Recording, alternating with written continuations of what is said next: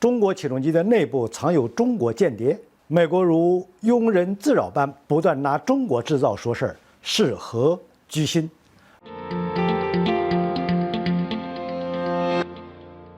各位朋友，大家好，我是严树军，欢迎收看严树军论评。今天我们论评的主题是如何让美国承认你比他牛。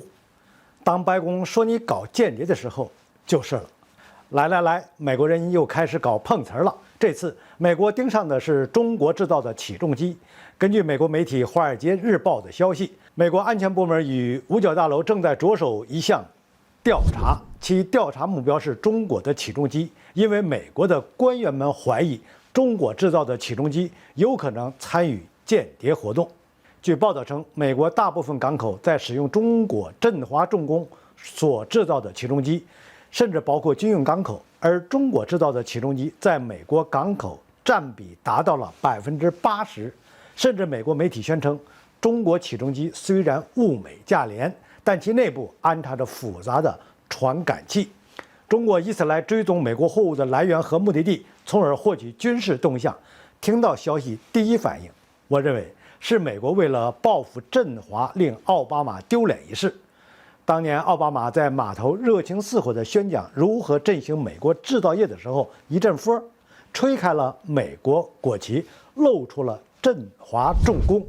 直到今日，中国制造业越来越兴盛，反观美国制造业一蹶不振。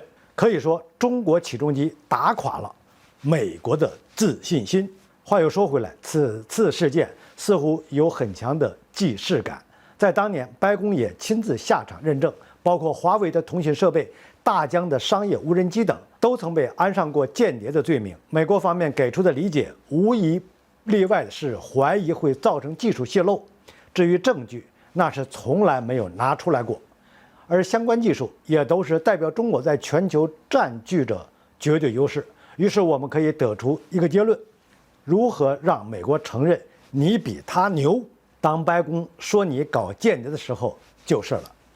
在我看来，美国的诸多行为源于骨子里对日益强大的中国开始产生恐惧，在没有好的手段制裁中国时，只会像庸人自扰一般，不断拿中国制造说事儿。对于美国来说，一切印着中国制造4个字的产品，都可以与国家安全相关联，误导美国民众抵制该商品，仿佛这样就能做到遏制中国制造业发展一样。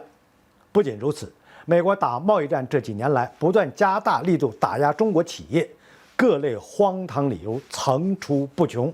例如，企业可能参与对俄援助、窃取美国技术等。从打压中国企业到不断拉拢盟友与中国经济脱钩，为的就是将中国排挤在世界供应链之外。而事实却是，首先西方国家陆续开始访华后，是否会配合美国的战略？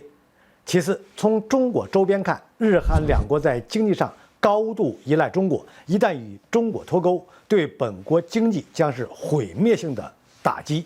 最好的例证就是韩国配合美国卡中国芯片技术，反而促使中国大力发展自主化，国产芯片开始替代进口芯片。